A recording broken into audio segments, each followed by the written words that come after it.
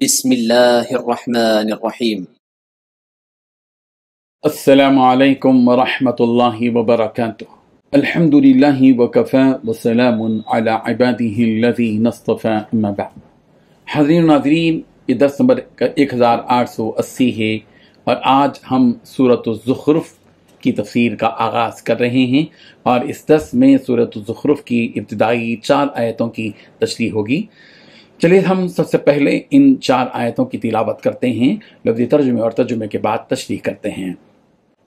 اعوذ باللہ من الشیطان الرجیم، بسم اللہ الرحمن الرحیم، حمیم والکتاب المبین، انا جعلناه قرآنا عربیا لعلکم تعقلون، وَإِنَّهُ فِي أُمِّ الْكِتَابِ لَدَيْنَا لَعَلِيٌّ حَكِيمٌ صدق اللہ العظیم۔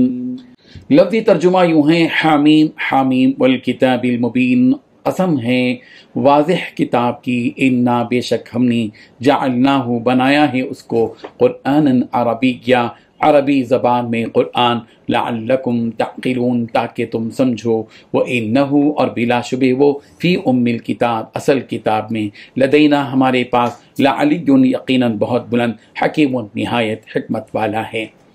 ترجمہ یوں ہے، حامیم قسم ہے اس واضح کتاب کی، ہم نے اسے عربی زبان کا قرآن بنایا ہے تاکہ تم سمجھو، اور حقیقت یہ ہے کہ وہ ہمارے پاس لوح محفوظ میں بڑے اونچے درجے کی حکمت سے بھری ہوئی کتاب ہے۔ ان 4 آیتوں میں 3 باتیں بیان کی گئی ہیں۔ پہلی بات، قسم ہے اس واضح کتاب کی۔ دوسری بات، ہم نے اسے عربی زبان کا قرآن بنایا ہے تاکہ تم سمجھو۔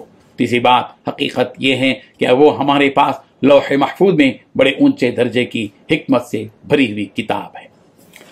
سورہ زخرف یہ وہ صورت ہے جس کے بارے میں حضرت ابن عمر رضی اللہ عنہ سے مروی ہے کہ انہوں نے صحابہ کرام رضی اللہ عنہم کو سکھایا کہ نبی رحمت صلی اللہ علیہ وسلم سفر کے ارادے سے جب سواری پر بیٹھتے تو 3 مرتبہ تکبیر کہتے، اور پھر سبحان الذی سخر لنا ھذا وما كنا له مقرنین وانا الى ربنا لمنقلبون، سورۃ الزخرف آیت نمبر 13 پڑھتے۔ یہ مسلم کی روایت ہے۔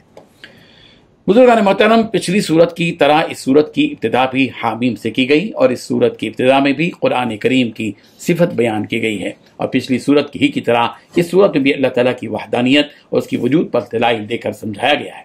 چنانچہ اللہ تعالیٰ لفظ حامیم سے اس صورت کی ابتدا فرما رہے ہیں، جس کے بارے میں تفصیل سے ذکر پچھلی صورتوں میں ہو چکا ہے۔ اللہ تعالیٰ قرآن کریم جو کہ ایک واضح کتاب ہے اور انسانوں کی رہنمائی کے لیے کافی ہے، اس کتاب کی قسم کھا کر فرما رہے ہیں کہ اس کتاب کو ہم ہی نے نازل کیا، اور نازل بھی کیا تو فصیح عربی زبان میں، جس کا مقصد یہ ہے کہ اے اہل عرب، اس کتاب کو تم پڑھ سکو اور اس میں بیان کیے ہوئے احکامات کو جان سکو، اور اس کتاب کے مضامین میں غور و فکر کر کے دین کے صحیح راستے کو پا سکو، اور تمہیں یہ کہنے کی گنجائش نہ رہے کہ یہ کتاب تو عجمی ہے اور ہم عربی، ہم اس کتاب کو کیسے پڑھ سکتے ہیں اور کیسے سمجھ سکتے ہیں۔ اسی لیے اللہ تعالیٰ نے تمہاری آسانی کے لیے اس کتاب کو فصیح عربی زبان میں نازل فرمایا۔ حضرت طاؤس رضی اللہ عنہ سے مروی ہے کہ حضرت ابن عباس رضی اللہ عنہ کے بعد حضرت موت سے ایک آدمی آیا، اس نے آپ سے پوچھا کہ ابن عباس مجھے قرآن کریم کے بارے میں بتلاؤ کہ وہ اللہ کا کلام ہے یا کسی مخلوق کا۔ حضرت ابن عباس رضی اللہ عنہ نے فرمایا کہ وہ تو اللہ کا کلام ہے۔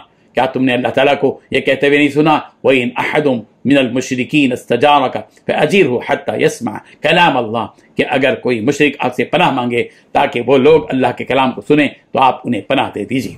سورۃ التوبہ آیت نمبر 6۔ پھر اس آدمی نے حضرت ابن عباس رضی اللہ عنہما سے فرمایا کہ آپ کی اللہ کے اس قول انا جعلناہ قرآنا عربیہ کے بارے میں کیا رائے ہے؟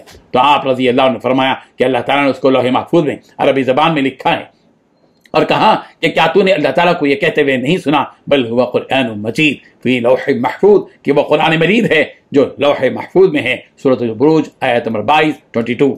المجید یعنی باعزت، یعنی اللہ تعالیٰ نے اس کو لوح محفوظ میں لکھ دیا۔